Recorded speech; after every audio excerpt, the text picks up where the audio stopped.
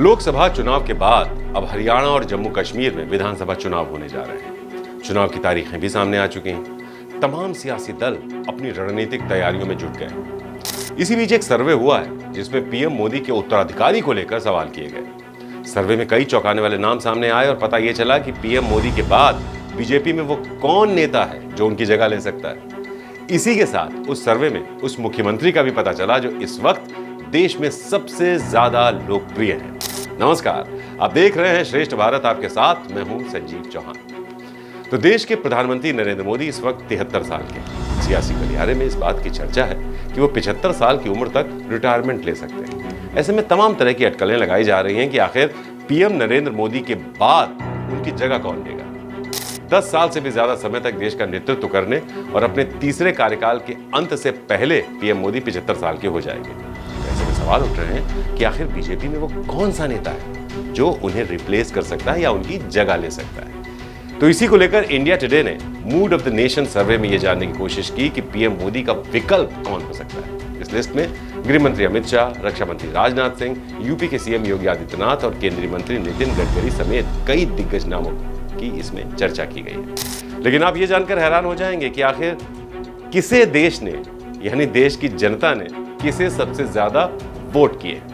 तो बिना देर के आपको बताते हैं कि अगस्त में कराए गए इंडिया टुडे के सर्वे मूड ऑफ द नेशन में लोगों से सवाल किया गया था कि पीएम मोदी के बाद कौन। आप ये जानकर चौंक जाएंगे कि इस सवाल के जवाब में करीब 25% से ज्यादा लोगों ने देश के गृह मंत्री अमित शाह का नाम लिया। जी हां, अमित शाह का।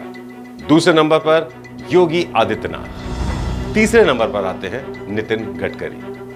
इस सर्वे में लगभग 19% लोगों ने योगी आदित्यनाथ के पक्ष में सहमति जताई और तीसरे नंबर पर रहे सड़क परिवहन और राज्य मंत्री नितिन गडकरी, जिन्हें 13% वोटों के साथ बीजेपी में तीसरे नंबर पर जगह मिली। इसके अलावा रक्षा मंत्री राजनाथ सिंह और कृषि मंत्री शिवराज सिंह चौहान जैसे दिग्गज नेताओं को भी लगभग 5% लोगों ने पसंद किया।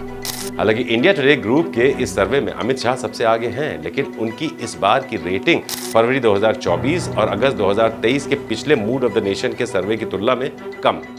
आपको बता दें कि यह सर्वे हर 6 महीने में करवाया जाता है। अभी जो हम आपको नतीजे बता रहे हैं वो सर्वे 15 जुलाई 2024 से 10 अगस्त 2024 के बीच करवाया गया, जिसमें देश की 543 लोकसभा क्षेत्रों के 40,591 लोगों ने हिस्सा लिया।